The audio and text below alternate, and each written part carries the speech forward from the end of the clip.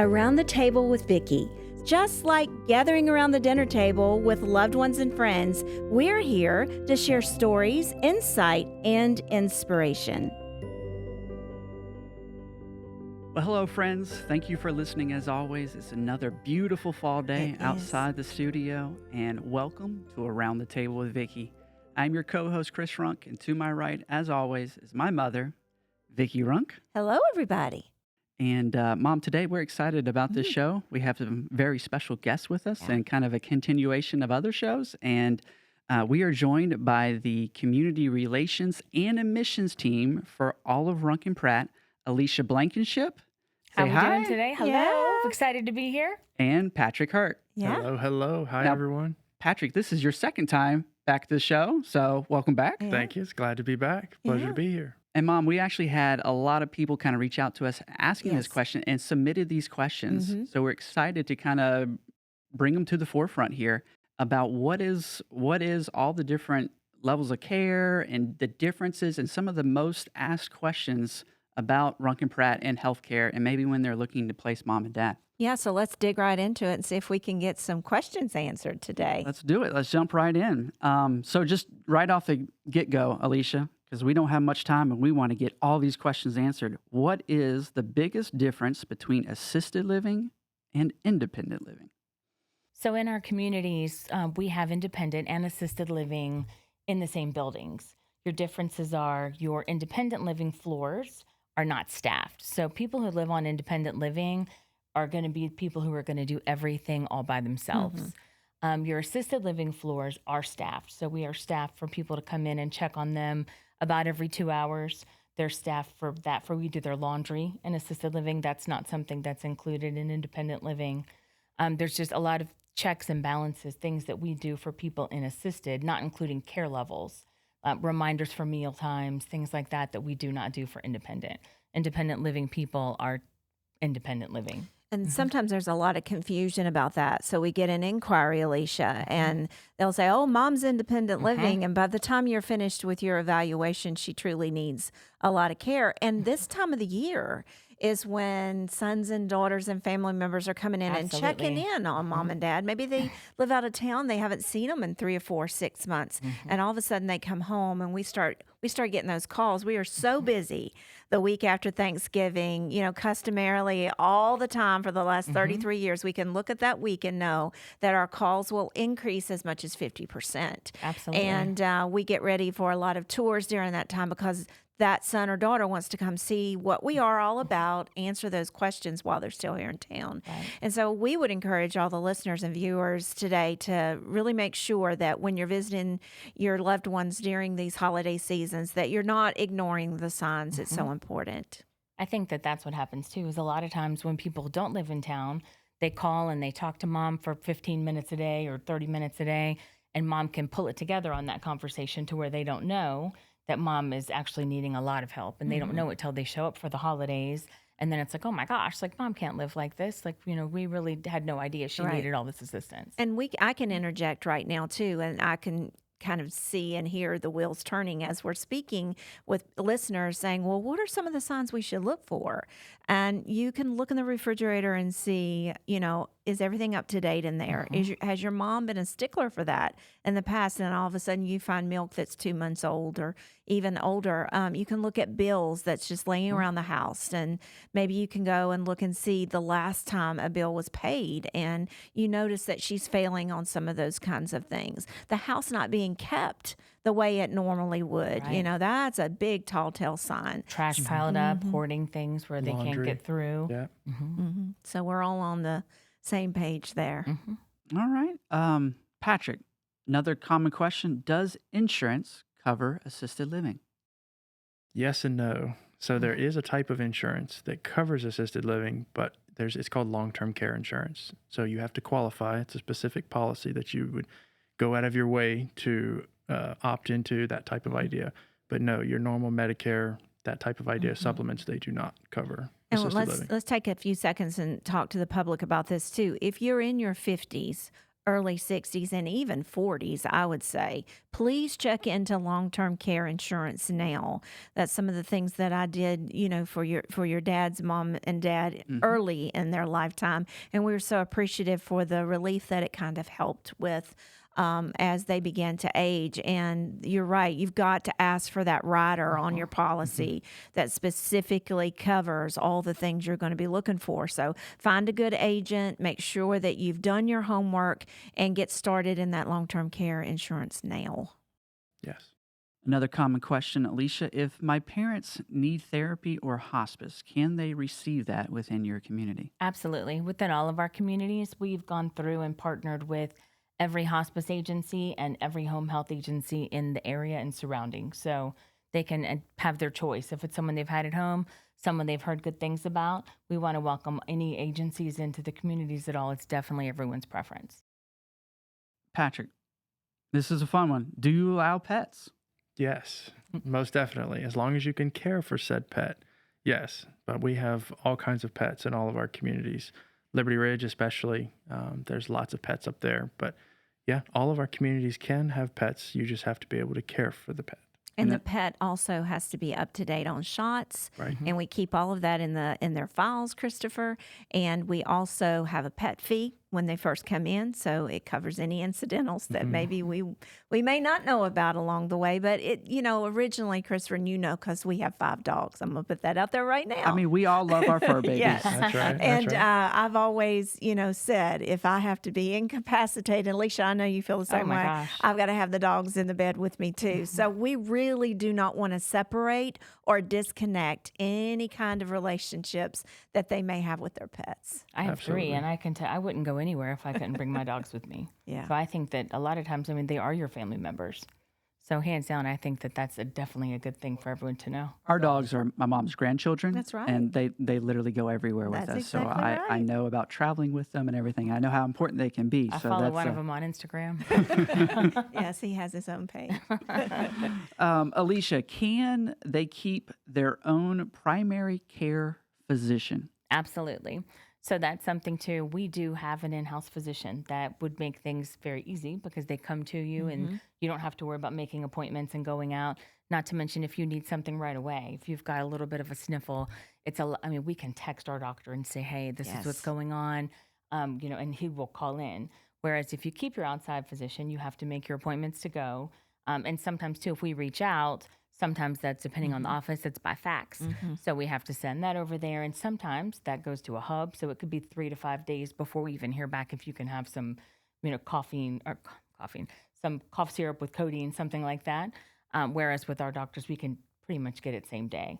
But no, absolutely. Any physician that you choose, then you most certainly can keep your doctors and don't have to switch. I know I'll take a doctor's orders for coffee. That's right. I mean, I live off of Thank it. So goodness if we we don't can need get an some. order. Yeah. So Dr. Marat Gazin has been our in-house physician for almost 20 years now. And I would agree. Sometimes I'll see a client come in and they bring their own doctor with them. Within just a few months, they see how easy it is to use our nurse practitioners that work for Dr. Gazin, and they see how efficient and how time, you get everything in a timely manner That's with right. him. And so I've seen people, switch very quickly once they come in. Yeah. And Mom, thank you for addressing it because that was another one of the questions that got submitted. Do you have an in-house physician? Yeah. And to hear all the benefits that really and how easy it makes it. Yes. I know Absolutely. that's a big Yes. deal. Patrick, can someone pick up their mother and take her out for the day or overnight? Absolutely. Yes. And we encourage it. I always tell everyone that comes through, you can take your mom to the beach for a week if you want to. Just let us know how long you're going to be gone. We'll send medications with you and that type of idea. But yes, no, 100%. Just sign them out and let us know where they're going and when you might be back. Now, I want to interject right here because I'm famous for saying this, and I just dealt with a family the other day. So, when you're making the decision to come to one of our care communities, you are not signing your life away. It is simply a 30-day notice. If it does not work for you, we don't want you to stay because 9 times out of 10, it's not working for us either. So, we want to make sure you're happy. And so, there's this heavy feeling that a family specifically has, I think more so than the individual, that, oh my goodness, take a look at the house one last time. Let's go to the bedroom one last time and see where all your pictures were, Mom. Don't feel that way. Because, some people will come in with us just over the winter months, Alicia, just because they don't want mom or dad to have to be, exposed to rainy, snow, and all the stuff of getting the trash cans in and out of the house. And High oil bills, or worried about caretakers yes, getting into the house. Because yes, especially with snow season, yeah, the schools are out because the roads are closed with snow, and then your caretaker has to stay at home with the kids because they can't go to school. So then mom's yes, going to be home alone. yeah, So we absolutely have had yeah. people So come just for the winter. do not put upon yourself the guilty feelings or the heaviness of, once I make this decision, it's etched in stone and I can never get out of it. If you can take that out of making the decisions, all of a sudden it's a little lighter, Christopher. You are able to see past the darkness of what one may think is a forever thing. Now, I will say that 95% of the people, once they come, will end up loving it there. They'll love the interactions, the connections, the food, the going out on the buses, the trips, and all the stuff at Liberty that we go to, this, that, and the other, and the different levels of care. It's just the comfort of knowing that there's a staff member in the hallway anytime you need them. So, but I do think that for our listeners that have not crossed into this world yet, to just understand a 30-day notice is all we need. Alicia, another common question. Do we at Runk and Pratt offer respite care? Absolutely, we do. And that's another good way to kind of try things out a little bit. It is a 7-day minimum, so you can't just check mom in overnight because there's a lot of paperwork and things that we have to do with that. But especially too, if you're going on vacation, you really can't, it's not good for mom. She doesn't want to go. It's not safe for her to ride in the car that long. People do that for vacations. People do that for to try things out a little bit. So, I'd like to give mom a shot. We just had a lady at our Willow Ridge community that started out. She's been trying communities and done them all over town. And she was respite for 3 months before she finally just decided to sign over and become a resident and not do the respite care. So it's a great way to get a feel for the community, to get a feel for, of course, 7 days, you're not going to get a complete feel, but it's a good way to at least warm into the idea of what you're, what you'd be coming into, what you're going to be surrounded with, and how things are, and get used to, to the hustle and bustle and everything that is going to be provided to you once you come in. And Mom, just kind of building off what you just stated, I know families sometimes get a little maybe upset at their loved one because they're having such a great time within the community that they don't want to go with them. I know that actually happened with my own grandmother. Oh, yes. We'd be like, hey, we're going to take you out to dinner. And she would look at us and say, I'm not going with you because I may miss something. Yes. And I was talking to another family member recently, and they were like, we wanted to take her here and there, but she just had to get back at a certain time because it was a dominoes game or a card game. And I told them, I said, be so thankful for that, because that means that she's finally adjusting and she's loving her life there. So, and you're just going to have to stand in line and take what's left, because now you're no longer top on mom's list. But it just means they're happy and they're content. And we get so excited when we see those adjustments finally start happening. Patrick, I'm going to shoot this question to you because I know this is actually where you kind of started at within the company. What kind and types of activities are provided? Everything under the sun. If you can think about it and we don't have it, let us know and we'll get it. You have the bingo and all of those fun things, but then you have things outside of the community as well. So for those that are higher functioning and want to go to the Academy of Fine Arts, or they want to go to a hockey game or whatever, they can do that. Or if they are not able to do that, there's all kinds of things. We have home health and hospice agencies that come in and volunteer to do painting classes and all kinds of different things. as well as our activities directors that rock the buildings. I mean, they keep them busy. They're exhausted at the end of the day. But all kinds of fun things. At Liberty Ridge, you have the movie theater and the bowling alley and all. But even in your communities that don't have the bowling alley, they have their own portable bowling sets. So I was walking through our Leesville Road building the other day, and they were bowling in the dining room. I'm like, well, that's fun. Like all of those different things. But yeah, anything you can imagine. Mom, I know activities, I mean, growing up has always been in the forefront of the development of the program and what seniors really look forward to. Yeah. And I just know the amount of significance and effort that we put into that department. You want to build upon that just a little bit? I mean, you're exactly right. I wanted to have a different program for seniors other than just lining up the rocking chairs and everybody taking their seat. I wanted to see active senior living. And so we have placed a great deal of emphasis and finances into our activities and our culinary departments. And they really enjoy connecting not only with the activities directors in each facility, but with each other. So they'll have a group of friends. They'll have a group that sits together, and you better not break up that table. And then when we have new residents come in, they all kind of find their place. And there's no greater joy, Christopher, than traveling throughout our communities and walking in during an activity and actually seeing the room full. And you can find all this on Facebook, and it's so much fun to watch. Alicia, next question is for you. Do we provide housekeeping? Absolutely. Housekeeping is scheduled at least once a week in every single room or apartment. Some of the assisted livings, it's twice a week. And then, of course, it's as needed. So if mom's there and she has a spill or something like that, all you have to do is call down and someone will come right away. They gather trash all the time. You know, it's not necessarily only on certain days. So, yes, and that's something that's included completely.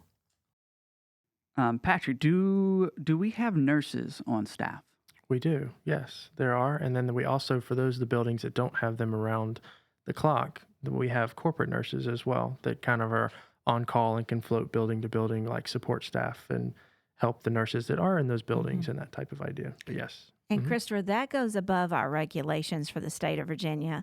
I think it's really important for our listeners to understand in assisted living, we are not required to have an LPN, an RN. We're not required to have even a CNA. We're only required to have a 40-hour course that would then equal up to a nursing assistant level. At Runk and Pratt, we have a CNA school. And one of the things we do is we encourage each and every one of our staffs that is not certified to come through this nursing program and get their certification. Then we have certifications for registered med aid, and then we employ licensed professional nurses in our communities at certain ones. And then, of course, they can float community to community. And then we even have a registered nurse now on staff. And then Dr. Gazan brings in the nurse practitioners, which is the highest level of nursing you can get. So I feel like we're really able to offer all of those options when we're not required by regulations to do so. Okay. Alicia, is Wi-Fi included? Wi-Fi is included in all of our communities. So a lot of people do a lot of streaming and things like that in their rooms. Some people do some gaming for that matter. Shopping is definitely a huge one. Shopping is definitely a huge one. But we even have a lot of residents that game that will do. I mean, I'm not a gamer, so I'm not that person. But I mean, that have all of the systems. Sure. That get on PlayStation 5 Live to know and they're doing do that. all of the stuff that my son does at home. I mean, and I you kind of had some stats on that. Well, that's Let's where share that. I kind of help oversee a lot of our IT department, and I am blown away by even just within the last 4 to 5 years how far that has. I kind of made the prediction to my parents that at some point we will see seniors carrying around iPads and wanting to stream Netflix. And I didn't quite know we would get to the PS5 online gaming just yet, which is awesome. To piggyback off of that, I mean, I did hop on the network the other day, and I could see 7 PS5s hooked up and actively gaming, which is cool. Incredible. Yes.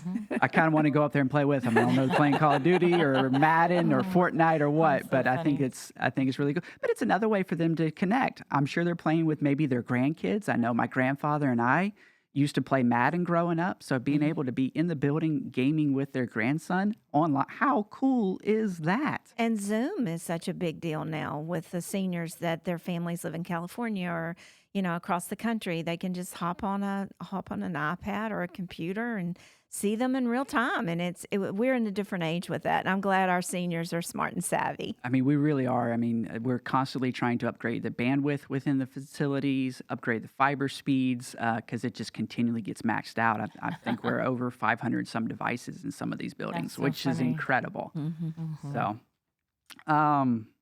moving on. Patrick, how many meals are provided per day? 3 meals a day. Yeah, snacks and beverages as well. So even the communities that have alternative meals as well. So if there's something on the set menu that they don't like, then there's usually something that they can order off of as well. But yes, all of the communities offer 3 meals a day. And we do offer special diets, Christopher. And independent living is still able to go to the grocery store and bring in anything that they want to their kitchens. And some of them cook. I don't know why. I'd go down and have them make my meal, but some of them do. Some of them bake. And so it's important that we know we really do have it all. Well, Mom, you just kind of touched on it, so I'm going to kick it back to you. Special requests and special needs. Can meals be tailored to the resident's specific needs or requests? As long as it's within reason. So we have a dietitian on board that can meet with the family and the resident and find out exactly what their allergies are, what kind of food that they're restricted, whether it's a cardiac diet, a diabetic diet, which you know all about it, Mediterranean diet. We can cater it to them, and then it goes to the kitchen, and the chef in the home in which they live will make a card, and we know what they can have each time. Low salt. Mm-hmm. Yeah. And kind of. I'm sorry. I was Go saying ahead, we can Alicia. also cater to different consistencies. So some people are not able to chew Right. regular food. So that's something else. Because a lot of people ask that, and I didn't think about that. But minced food or pureed meals, things like that, even thickened liquids, we can do all of that in our communities to make sure that we're making sure that there's not a choking hazard for anyone with their diets. And always cares first and foremost. But Mom, I know that there was 2 things on your list when you're building the program. It's keeping activities flourishing, and if we can keep our residents happy, healthy, and have a full belly, food is the next best thing. Yes, that's right. And there is always a special day on the activities calendar. You guys know that there's a cherry pie day, there's a chocolate day. They're always having something in activities too that's food related, which again shows that we go above and beyond because we're spending money on all those special things, that strawberry day, strawberry shortcake day, watermelon. I mean, there is something every day that somebody has declared a special day for. So they get a lot of choices, and we're happy to provide that. This is a great question. Alicia, are team members on site 24/7? Yes. All of our buildings are staffed 24/7. So there's always staff members on site on every floor every single day, 24 hours a day. Patrick, are religious services provided on site or nearby? Yes, absolutely. Yes. So even on your Sundays and Wednesdays, they do things. And if for some reason a volunteer can't come in, then we try to stream something for them. We have lots of folks from Thomas Road, Heritage Baptist, different communities that come, or different groups from Liberty University. They'll come over. The other day there was a group from the seminary that came over, and then they take trips out. They'll go to, like, if they're having a worship night at one of the local churches or something like that. Yes, I know we had a Catholic priest come in and Yes, do. I was going to say it's not denomination specific, so no one has to feel awkward or different. It's whatever their religion has been their entire life. We don't change that. We embrace that and bring in the people that they need. So it is, you'll see a priest walk in one door and a Methodist pastor walk in another, and we're all just kind of united, and we're sensitive to each other's feelings on that. Alicia, we talked about assisted living and independent living. Can you kind of talk a little bit between our facilities and the difference once you dive into Alzheimer's and dementia care? Sure. So, and a lot of people ask me this too. So Mom's a little forgetful. She's forgetting if she took her pills, or she can't figure out, or she forgets how to sign her check. so they call automatically saying that mom needs memory care. And so I think that that's definitely something that should be kind of worked out, because just because mom can't remember what she had for lunch yesterday, that does not mean that she needs to go to memory care. Memory care is a locked, secured unit. And that doesn't mean that without a dementia diagnosis, they couldn't go to memory care anyway.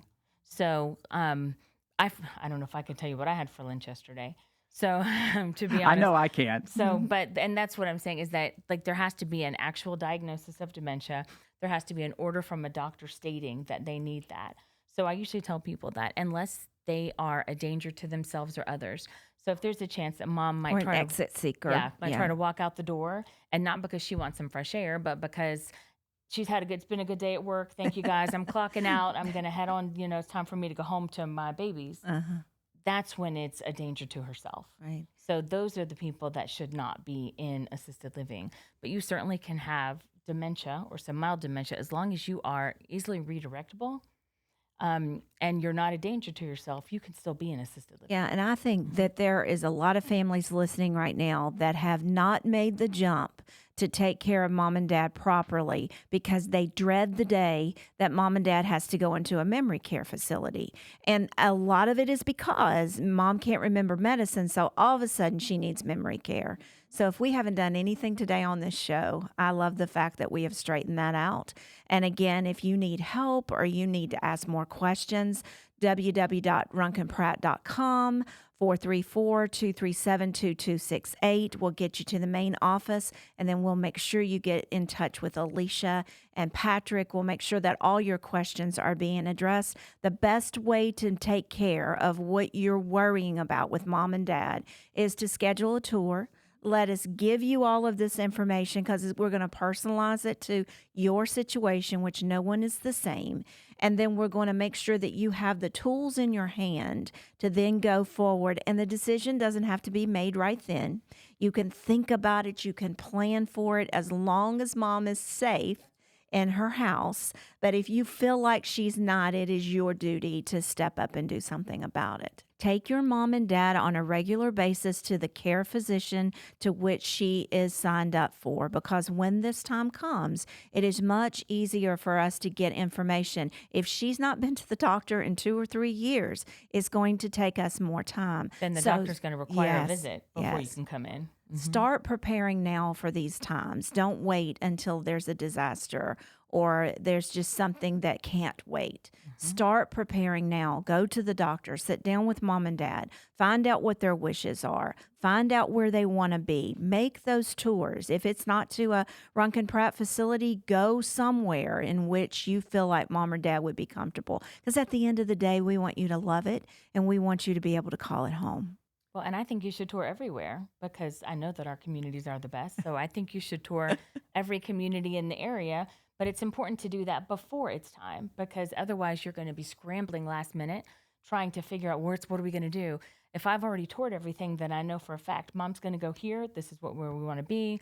This is the next steps. I already have everything worked out in advance. So if something happens and mom has a fall or mom goes to the hospital, you're not waiting or trying to run and figure out what to do from there. You already know everything. Well, Patrick and Alicia, thank you so much Yes, for thank joining you us so on the show much. today. We Thank you. really Thank you for enjoyed I it. having know us. this is going to be so helpful to the listeners and viewers that are here in our local area. And if you're not here in our area and you think this is somewhere you want mom or dad to be, it's okay. You bring them on. We'll take care right. of them. Well, Mom, as always, I know you prepared a special quote for us, so I'll let you end this show with it. Well, thanks everybody for listening to us today. We truly hope that we've been a blessing. That's what this show is all about. When I think about placing your mom and dad, I feel like it's a season. And every season brings new responsibilities, new opportunities, and totally new lifestyles. So this is the quote that I have chosen today. Each season is a signal that you're not stuck. And even though you'll lose some things, you're strong enough to keep going long after you think you can't. I hope that encourages somebody today, that just because you're making a life change or you're thinking about your future and planning it, you're not stuck. Embrace it, love it along the way, and we'll be there with you every step of the way. Until next week, I'm Vickie, right here around the table.